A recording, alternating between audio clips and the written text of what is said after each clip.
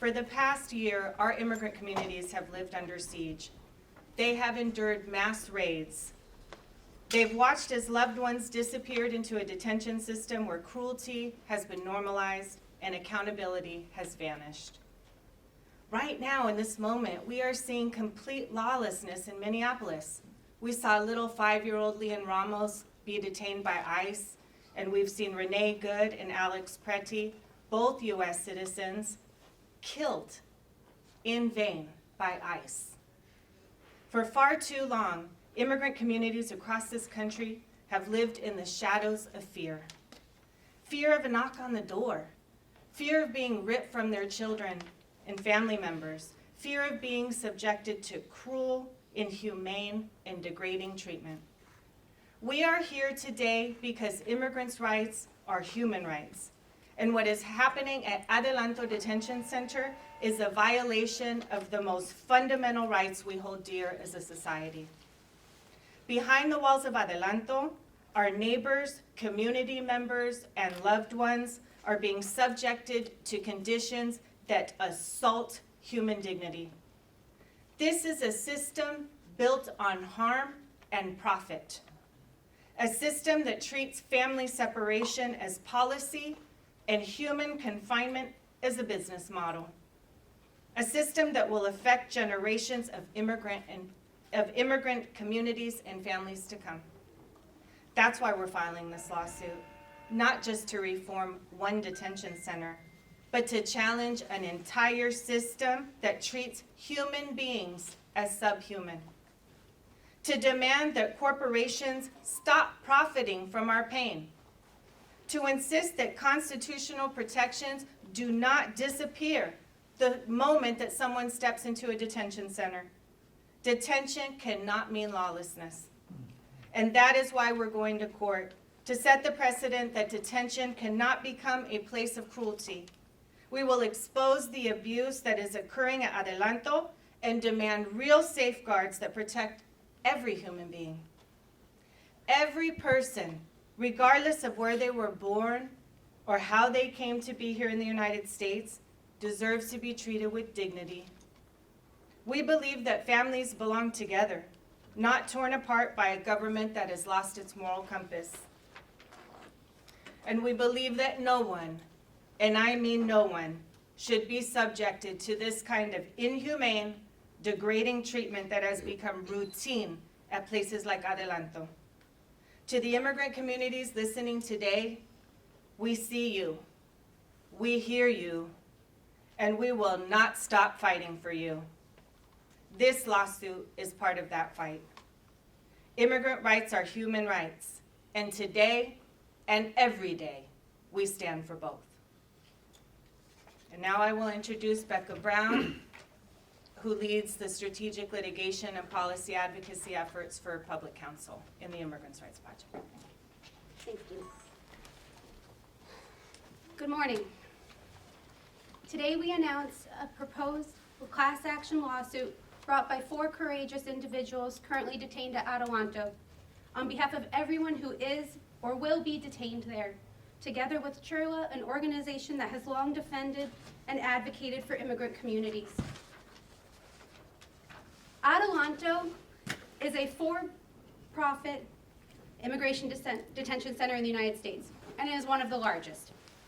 When Angelenos are taken in the sweeping raids that have plagued our city, they are often taken to Adelanto. This is not about public safety, it is about profit. Adelanto has a long and well-documented history of unsafe and abusive conditions. It has been the subject of repeated investigations and public condemnation. Yet, in less than a year, the federal government's mass raids caused the population at Adelanto to surge from just a handful of people to nearly 2,000.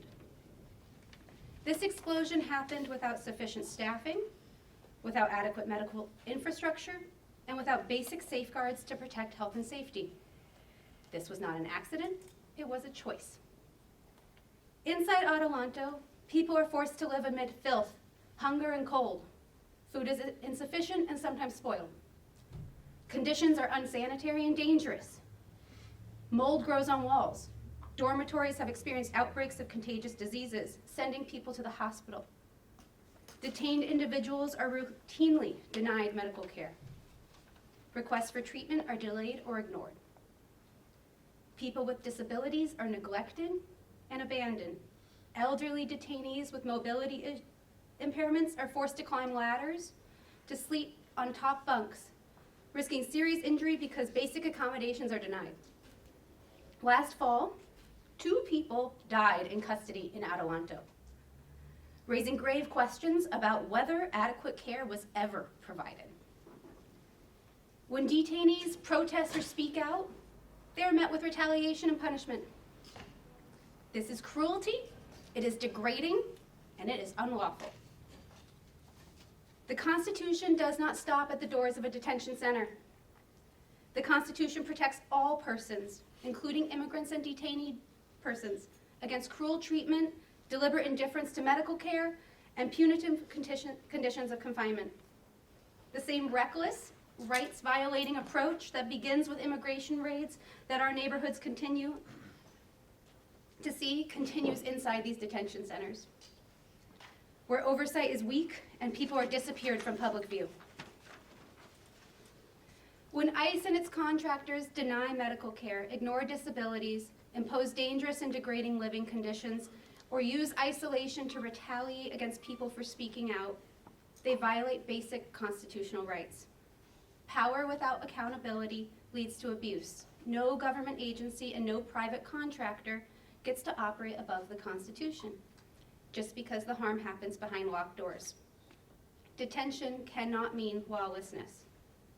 Adelanto reflects a deeper moral failure, a system where human confinement is monetized and suffering becomes someone else's revenue stream.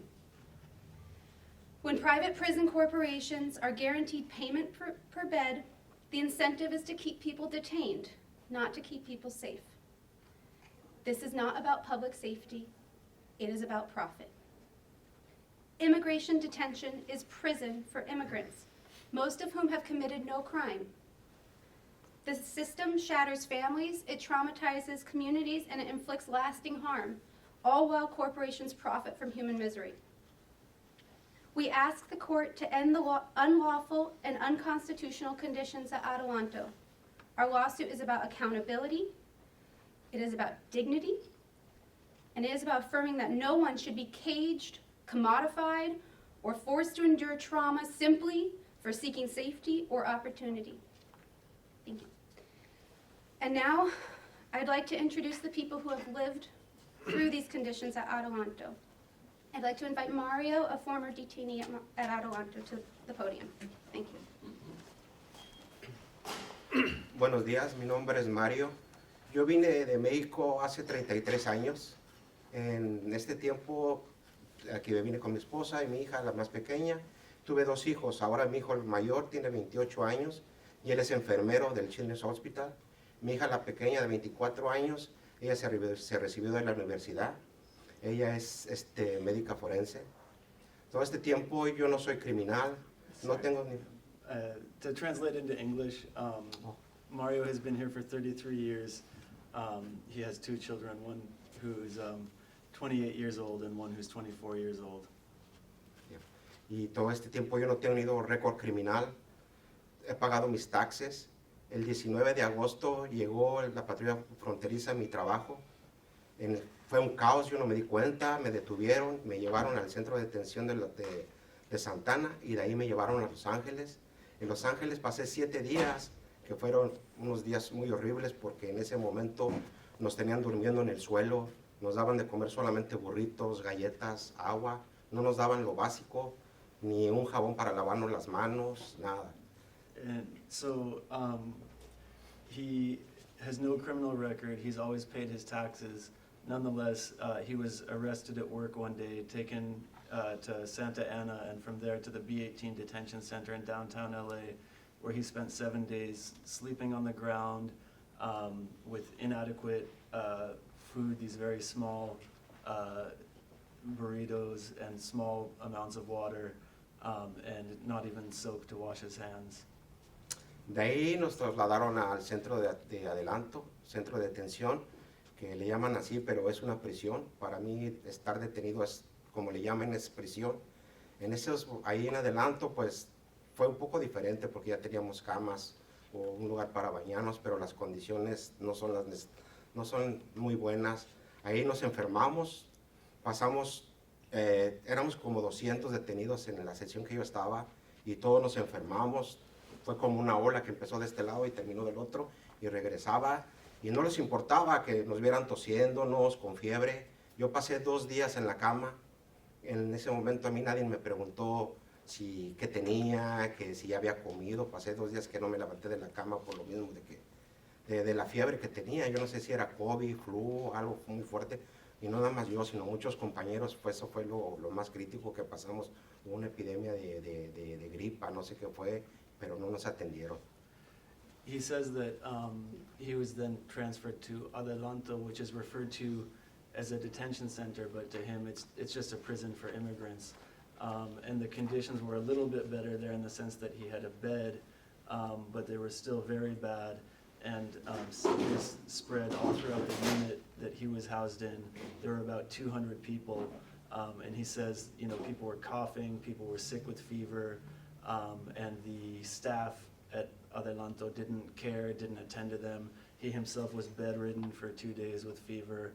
Nobody came to ask him, you know, what needs he might have.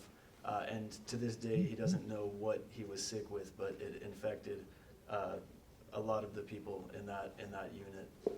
Y nosotros nos teníamos que encargar de la limpieza porque ahí nadie llega a hacer la limpieza. Nosotros barríamos nuestro pedazo, limpiábamos los baños, también los limpiábamos nosotros porque ahí no hay nadie que llegue a hacer limpieza. The sanitary conditions were also really bad. Nobody came to clean the facilities, and so detained people ended up cleaning their own bathrooms because the sanitation was being basically completely disregarded by the staff there. Y después de 2 meses salí bajo fianza, con una fianza de $10,000 que me ayudó a pagar una organización que se llama Club. Y hasta la fecha llevo 3 meses que salí y todavía traigo un grillete que me pusieron y todavía me siento frustrado cada que veo el grillete, todavía siento y me recuerda todos los momentos que pasé en Adelanto. After 2 months detained there, he was able to get out on $10,000 bail, thanks to the help of an organization called Clue. But he was allowed to go only with an ankle monitor, and he says it's really frustrating because, basically all throughout the day, the ankle monitor is a physical reminder of the time that he spent detained at Adelanto. Y pues ese es mi testimonio. Y ahorita pues empieza otro caso, otro estrés más porque sigue mi pelea en la corte. Mi próxima corte es para el 5 de febrero y ahí es donde vamos a empezar. Y pues después de 33 años de vivir aquí, ahora no sé cuál es mi futuro. And so, his case continues in the courts. His next hearing is in February, and after 33 years of living in this country and giving his labor to this country, his future is completely up in the air, and he has no idea what's going to happen to him. Y eso es todo. Gracias. Thank you. Thank you, Ma'am. And now I'd like to introduce the family members of Ismael Ayala Uribe and Gabriel Garcia, the 2 men who died in Adelanto last fall.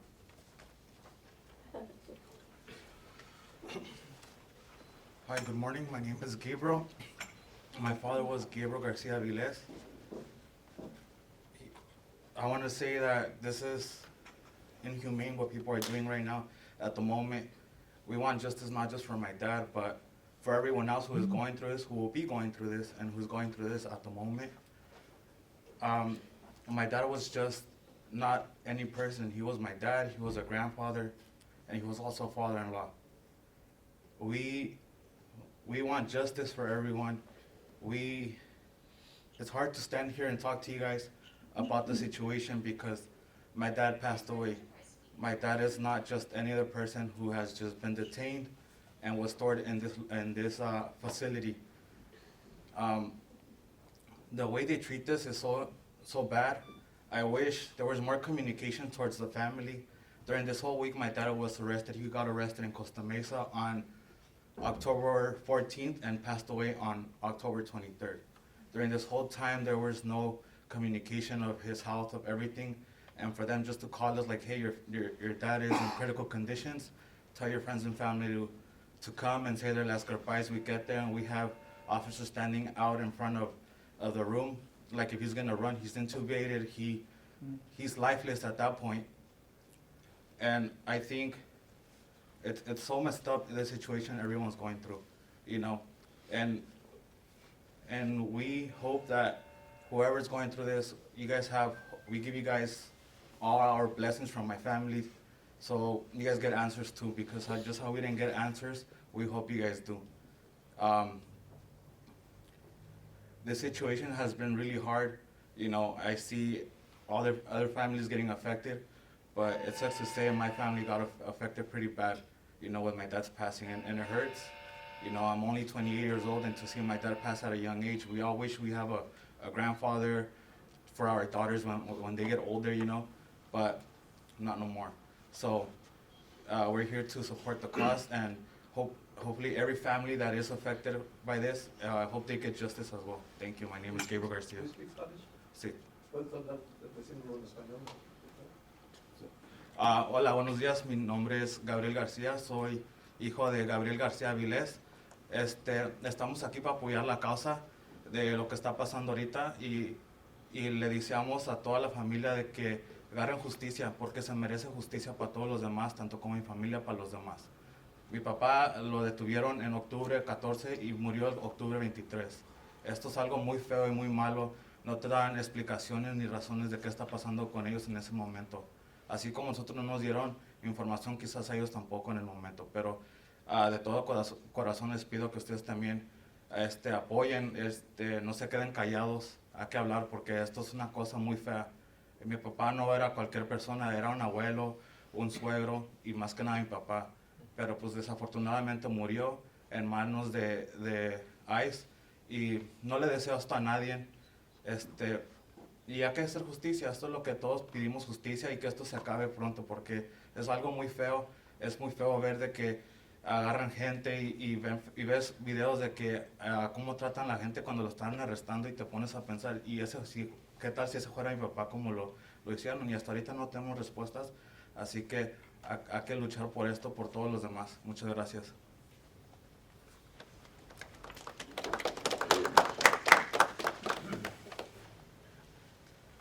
Hello, my name is Jose Ayala. I'm here on behalf of the Ayala family speaking. My brother, Ismael Ayala Uribe, was detained in Adelanto and unfortunately passed away as well. It was very difficult when we found out. He was there for about a month and we knew nothing of his condition, just that he was sick and that he wasn't getting any help when he asked. We found out of his passing in early morning when the police came to knock at our door that he had passed away in the hospital. We had no idea he was hospitalized. We had no idea that he had a scheduled surgery. There was no information given to us by Adelanto. My brother was a great person. He had a big heart, loved by many. He had many dreams and his life was cut short. One of the biggest things he really liked doing was drawing and computers. One of the things he was trying to do was become a graphic designer, and he never was able to achieve his dreams. This is very difficult on not just me, but the entire family and the community. This is something that should not be happening to anybody. And unfortunately it is. It's happening to many people. And our heart goes out to everybody that's involved and has had any sort of bad experience.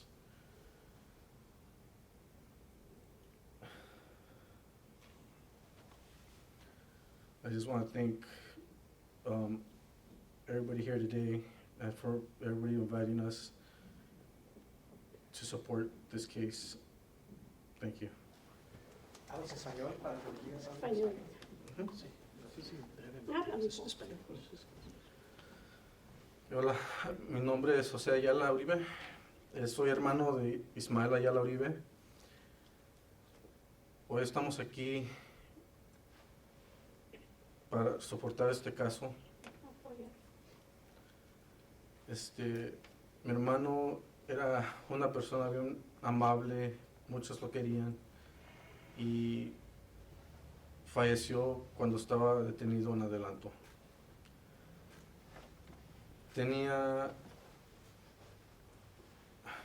Su vida se la cortaron muy temprano, muy joven que estaba.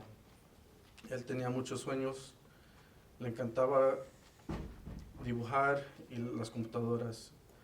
Estaba estudiando para hacer diseño gráfico y el último, por todo lo que pasó, nunca pudo hacer lo que quería. Nos duele mucho a nosotros y a la comunidad de todo lo que ha pasado, no nomás a nosotros, pero a todos que están detenidos y a todos los que van a estar. Todo lo que ha pasado no es bien. No hay justicia para nada ahorita y por eso estamos aquí.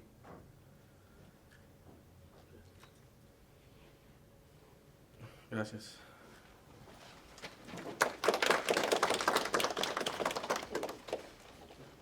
Just want to take a moment to thank these families for coming to share their experience and their pain with the world.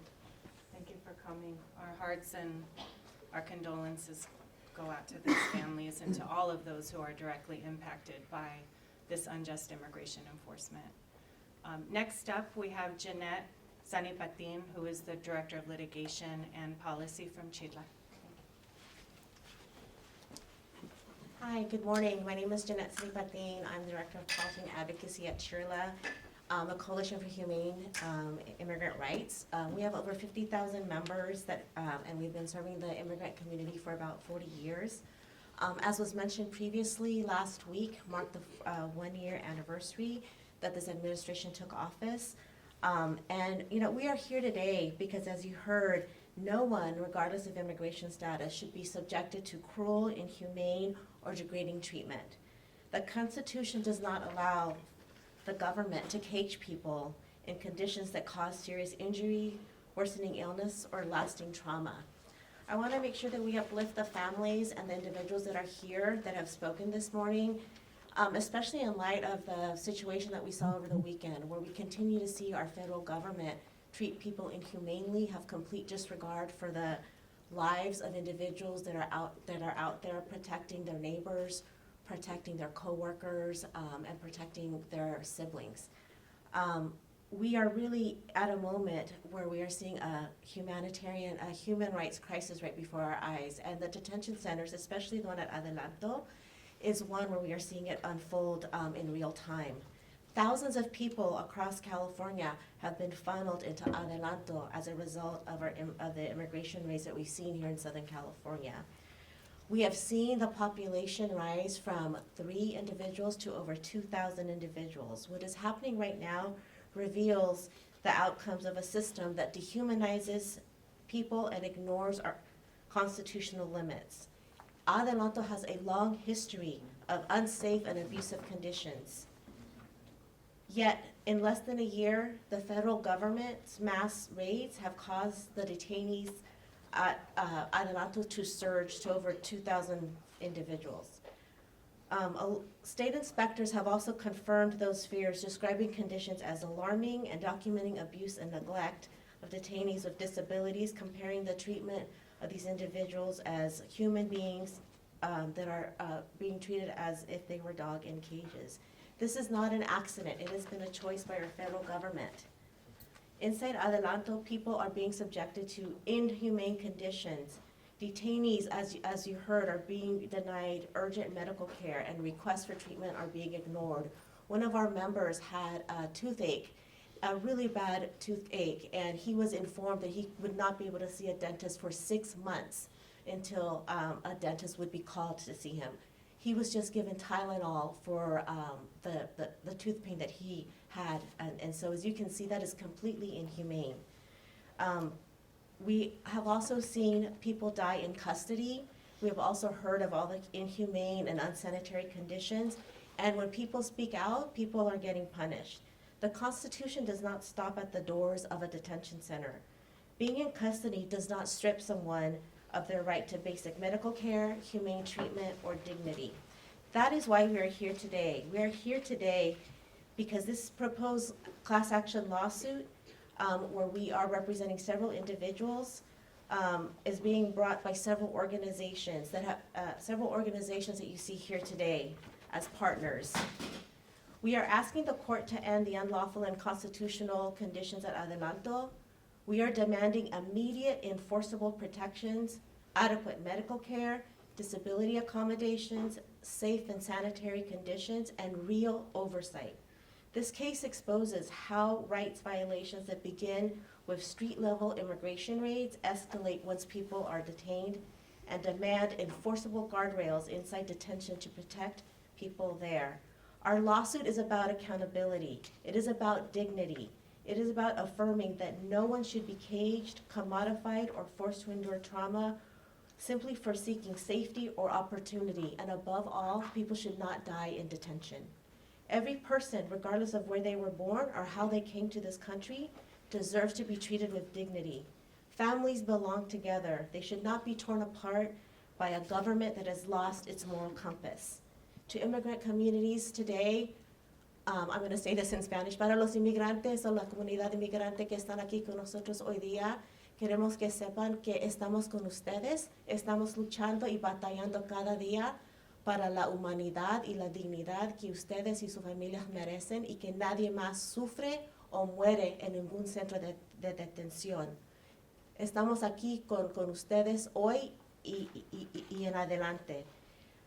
For us, immigrant rights are human rights, and today we stand firmly for both. Thank you.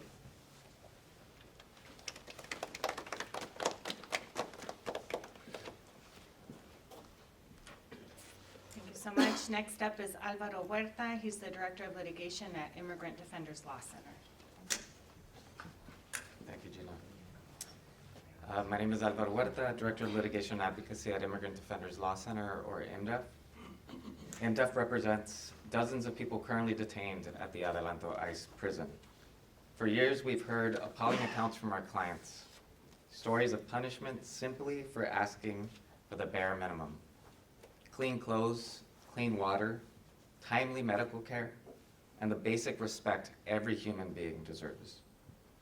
When ICE crams human beings into facilities that disregard even the most fundamental needs, and then denies them medical care, illness and death aren't accidents. They're the predictable outcome of a cruel system built on neglect and deliberate indifference. Clients like Javier, a father who was battling cancer. Javier was taken by ICE on his way to work. Despite pleas from his attorney to release him from B18, the processing facility in downtown Los Angeles, due to his cancer treatment needs, Javier was taken to Adelanto in the middle of the night, the day he was due for his treatment. Not only did he miss this chemotherapy appointment while imprisoned at Adelanto, but his health worsened and his anxiety skyrocketed as he was forced to sleep on the floor without any pillow or blanket. All there was to drink was water from the faucet. Another client, Julio, a heart attack and stroke survivor, was arrested after he was resting in front of his house the same day as his dialysis appointment. Not only did he experience a painful and violent arrest without a warrant, but Julio's health suffered greatly while at Adelanto.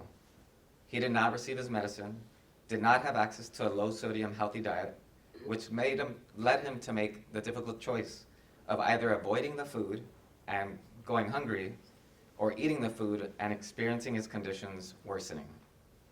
He was unable to continue treatment with his own doctors, had limited communication with his family and attorneys, and thought he would die in ICE custody.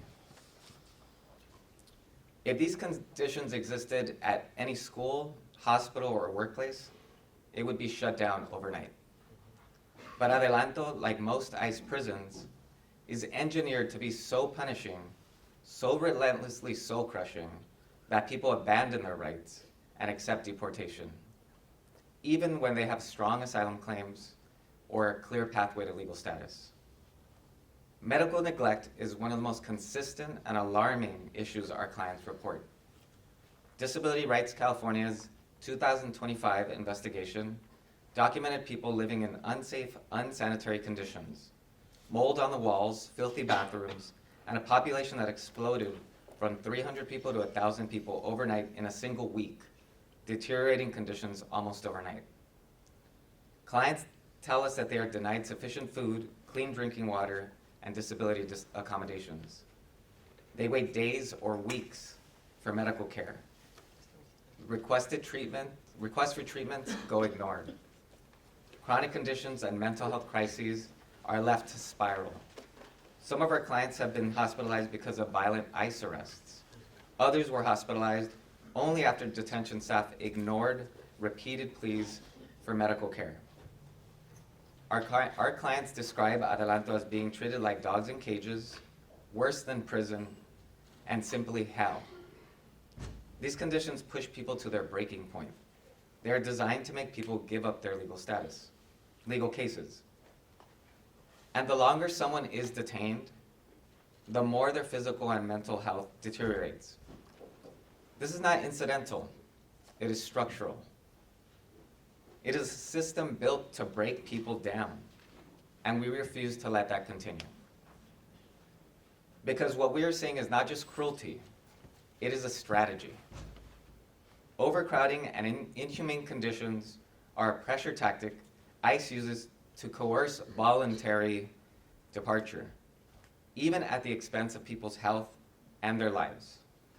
And unless this changes, rising deaths are not just foreseeable, they are guaranteed. We've seen detention capacity nationwide surge nearly 75%, from 41,000 to 73,000 people. Discretionary releases have plummeted by 87%. 32 people died in ICE custody in 2025. The agency's deadliest year in more than 2 decades. And at least 6 more have already died this year. We're not even February. People have died of seizures, heart failure, stroke, respiratory collapse, tuberculosis, and even suicide. Some died inside detention centers, others died in hospitals while under constant ICE surveillance. Families and attorneys, as you've heard, have alleged that these deaths followed repeatedly ignored pleas for medical care. At its core, this lawsuit makes one simple demand. No human being, no matter their immigration status, should ever be subjected to neglect and indifference that becomes life-threatening. And it seeks accountability for a system that has operated for far too long without transparency, oversight, or basic regard for the people trapped inside of it. ICE bears responsibility for every preventable illness, every preventable death, and every unconstitutional injustice these conditions create. And we intend to hold them fully accountable in court. I'll say a few words in Spanish. Mi nombre es Álvaro Huerta, soy el director de litigio y defensa del Immigrant Defenders Law Center, el Centro de Defensores de los Inmigrantes. En ImmDef representamos a muchísimas personas que actualmente están detenidas en la cárcel de ICE en Adelanto. Durante años hemos escuchado relatos terribles de nuestros clientes, historias de castigo simplemente por pedir lo más básico: ropa limpia, agua limpia, atención médica a tiempo y el respeto mínimo que cualquier ser humano merece. Cuando ICE amontona personas en instalaciones que no cumplen ni con las necesidades más fundamentales y además les niega atención médica, las enfermedades y las muertes no son accidentes. Son el resultado predecible de un sistema cruel, construido sobre el abandono y la indiferencia deliberada. Si estas condiciones existieran en cualquier escuela, hospital o lugar de trabajo, lo serían de inmediato. Pero Adelanto, como la mayoría de las cárceles de ICE, está diseñada para ser tan castigadora, tan aplastante, que la gente termina renunciando a sus derechos y aceptando la deportación, aun cuando tienen casos fuertes de asilo o caminos claros hacia el estatus legal. La negligencia médica es uno de los problemas más constantes y alarmantes que reportan nuestros clientes. La investigación de Disability Rights California en 2025 documentó personas viviendo en condiciones inseguras y sucias, mojo en las paredes, baños sucios y una población que explotó de 300 a 1,000 personas en una sola semana, empeorando todo casi un día para otro. Nuestros clientes describen Adelanto como un lugar donde se tratan como perros enjaulados, peor que una prisión y simplemente un infierno. Estas condiciones llevan a las personas al límite. Están diseñadas para que la gente abandone sus casos legales. En esencia, esta demanda exige algo muy simple, que ningún ser humano, sin importar su estatus migratorio, sea sometido a negligencia e indiferencia que ponga su vida en riesgo. Y busca responsabilizar a un sistema que ha operado por demasiado tiempo sin transparencia, supervisión, ni el respeto básico hacia las personas atrapadas dentro. Muchas gracias.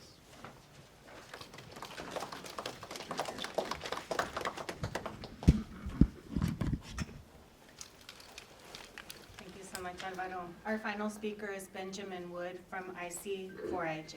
Benjamin? Good morning. My name is Benjamin Wood, and I'm the legal director at the Inland Coalition for Immigrant Justice, IC4IJ, based in San Bernardino. Our organization is the legal service provider that is closest to the Adelanto Detention Center, so our legal staff goes weekly to provide immigration legal consults to detainees. We also run a hotline that receives not only reports of immigration raids in Riverside and San Bernardino counties, but also receives calls from people who are detained at the detention centers in Adelanto. And we also operate a visitation program. So we hear a lot about the conditions in Adelanto and a lot of complaints from people who are detained there. We hear about the issues of water quality, a lot of the issues of food being inadequate. There's not provided enough caloric intake for an adult. But the main and most recurrent issue that we hear about is lack of medical attention. We've talked to people that have suffered from the staph infection that was going around and causing people to bleed from open wounds in their skin and to vomit blood. I have a client who suffers from autoimmune disease who is currently going blind from lack of medical attention just because the medical facilities on site are inadequate.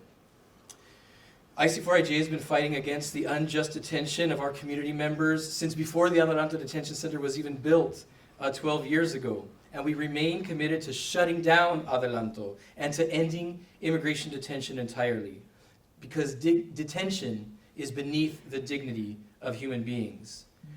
But given the reality that there are over 2,000 individuals currently being held in substandard conditions, we are committed to engaging every means possible to ensure that the hundreds of members of our inland community, the day laborers, the street vendors, the car wash workers, and the families who are detained there unjustly have access to humane treatment and proper access to medical treatment. We are here today to stand in solidarity with CHIRLA, with ImmDef, with Public Counsel, and with the immigrant community in general as we fight for this just cause. Brevemente en español. Mi nombre es Benjamin Wood, yo soy el encargado de servicios legales migratorios en la Coalición Justicia para Inmigrantes IC4IJ, con sede en San Bernardino. Nuestra organización es la más cercana al centro de detención de Adelanto y nuestro personal del departamento legal realizamos visitas semanales con personas detenidas en el centro de detención. Aparte también manejamos una línea telefónica para denunciar redadas, pero de igual manera recibe llamadas de personas detenidas, y aparte también manejamos un programa de visitación, de visitas que van personas de la comunidad para visitar a las personas detenidas. Por lo tanto, escuchamos muchas historias, muchas quejas de las personas detenidas en el centro de detención de Adelanto, muchas quejas sobre la calidad del agua, muchas quejas sobre la comida, que no se les proporciona una cantidad suficiente de alimento, pero la queja más repetida que sabemos es la falta de atención médica, en particular cuando personas padecen condiciones crónicas, tienen que esperar semanas y meses para una visita con el doctor. Yo en lo personal tengo un cliente con una condición inmunológica y por falta de atención médica se está cegando, está perdiendo la vista probablemente irreversiblemente. Y es por falta de las instalaciones necesarias médicas en el centro de detención. Nuestra organización ha estado luchando en contra de la detención migratoria desde antes siquiera de la apertura del centro de detención de Adelanto, hace poquito más de 12 años, y seguimos comprometidos y comprometidas con la clausura de todos los centros de detención a nivel nacional. ¿Por qué? Porque la detención no es una forma digna de tratar a un ser humano. Pero considerando la realidad que hay arriba de 12,000 personas detenidas en estos reclusorios, nosotros nos comprometemos a usar todo medio posible para lograr que haya una atención médica digna, un trato justo para los integrantes de nuestra comunidad inmigrante de los condados de Riverside y San Bernardino. Aquí estamos en solidaridad con los compañeros, las compañeras de CHIRLA, de ImmDef, de Public Counsel y de toda la comunidad inmigrante, y vamos a lograr sacar adelante esta causa. Muchas gracias. Thank you so much, Benjamin, and to everybody else who's come to share their testimony today. I forgot to introduce myself at the beginning of the press conference. My name is Gina Amato-Lowe. I'm the directing attorney of Public Counsel's Immigrant Rights Project. And now I will just sort of summarize our collective comments in Spanish, and we'll go into a brief Q&A period. Okay, la semana pasada se cumplió un año después de que Trump tomó el poder, un año desde que empezó el ataque contra nuestras comunidades inmigrantes. Durante este año, nuestras comunidades han vivido con miedo constante. Han visto cómo ICE se lleva a sus seres queridos a centros de detención, donde el maltrato es normal. Estamos aquí hoy porque los derechos de los inmigrantes son derechos humanos. Y lo que pasa en Adelanto viola los derechos más básicos que todos merecemos. Ahora mismo, en el centro de detención de Adelanto, nuestros hermanos y hermanas están sufriendo maltrato. Les niegan atención médica, los obligan a vivir en condiciones horribles y los encierran solos en celdas por días o semanas. Esto es una violación de derechos humanos básicos. Las personas en Adelanto son madres y padres, son nuestros vecinos, nuestros compañeros de trabajo, nuestros familiares, parte de nuestras comunidades. Este sistema separa familias, causa trauma en las comunidades y hace dinero del dolor humano. Nadie merece este trato, no importa de dónde venga o cómo llegó aquí. Presentamos esa demanda hoy porque la Constitución protege a todas las personas, incluso en los centros de detención. Exigimos protección inmediata porque la vida y la salud de nuestra gente está en peligro. Vamos a corte para mostrar el abuso que pasa en Adelanto y para exigir protección real para cada persona detenida. A nuestras comunidades inmigrantes, los vemos, los escuchamos y vamos a continuar a luchar por ustedes. Esta demanda es parte de esa lucha. Los derechos de los inmigrantes son derechos humanos y hoy y todos los días defendemos los dos. Muchísimas gracias. So now we'll go into a 10-minute Q&A period. Feel free to ask questions in English or Do Spanish. you have a number of how many people have died in these centers nationally and in Adelanto specifically? You had some statistics that you were sharing. Do you want to repeat? You those? mentioned 32 over the year and 6 this year, but this is in the whole nation, right? That's in the 32 is the whole nation. Yeah, both in the whole nation. In Adelanto, since September, were the 2 deaths that were spoken about today. September, to that so far. So far. Since. Hopefully, no more. But So I'm sorry, just to clarify, just the 32 is just in detention centers, not on the streets with the, no, it's just only detention. just centers. detention centers. I'm asking on behalf of my reporter. There's been another lawsuit filed around 6 months ago with the ACLU, federal lawsuit. Can you ask what the status of the previous lawsuit is, and how does this one differ? Sure. That lawsuit was the Torres lawsuit that the ACLU brought, and that was specifically about access to counsel issues. The claim there was that people were being denied just the basic ability to talk to their counsel, make phone calls. That lawsuit settled a few months ago, and even though they're needing to enforce that settlement, that lawsuit is over for now. Is Mario still wearing his ankle bracelet? Can we get a shot, see that? If he's willing to share that?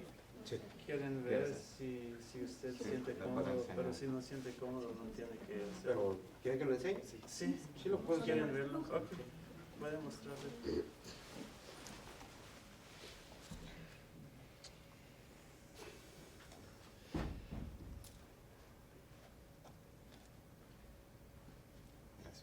Gracias.